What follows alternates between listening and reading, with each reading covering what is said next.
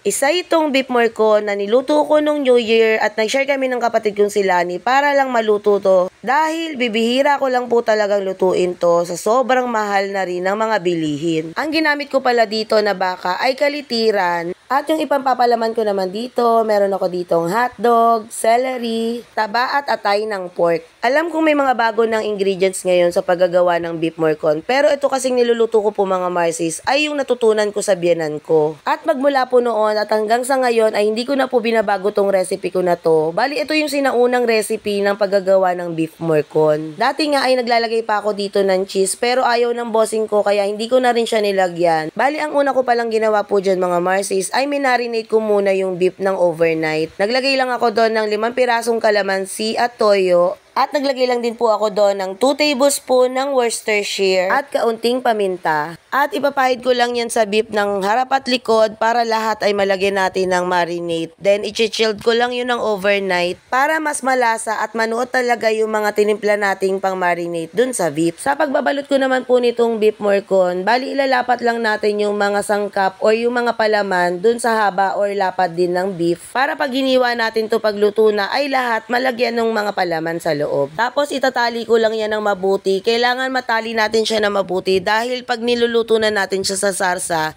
meron kasing tendency na bubukayan or maglalaglagan yung palaman sa loob. Ang next ko naman pong gagawin dyan ay yung paglulutuan ko naman ng sarsa nitong ginawa nating beef. Sa isang malaking kawali, mag-isa lang tayo dito ng maraming bawang. Iluluto lang natin to ng bahagya, then isusunod naman natin dyan yung marami din na sibuyas. Yan kasi na yung magiging sarsa mamaya nung beef morcon. Kaya kailangan talagang marami yung ilalagay natin na sangkap. Lalagyan ko rin yan ng kamatis. Bali, hiniwa ko lang lahat yan ng pino. Tapos pa nag-aroma na yan mga Marcies, ilalagay na natin tong tomato sauce. Sa paglalagay ko naman po dyan ng tomato sauce, bali tinatansya ko lang yan para hindi rin siya maasim. Dahil sa dami rin ng kamatis natin at tomato sauce, sigurado aasim yan kung dadamihan agad natin ng tomato sauce. Naglagay din ako dyan ng 1 basong tubig. Pero dadagdagan ko pa yan mga Marcies mamaya kung malapot pa. Lalagyan lang din natin yan ng pamintang durog at kaunting patis para sa ating pagsasangkot siya. Tapos haluin lang natin ng haluin hanggang sa matunaw yung nilagay natin na tomato sauce. At pag kumukulo na, pwede na nating ilagay dyan yung binalot natin na baka. At sa sobrang laki nga ng ginawa ko ay hindi na siya nagkasya dito sa malaki naming kawali kaya nilipat ko na lang siya dito sa kawa. At dito na magkakaubusan ng gas mga Marcies.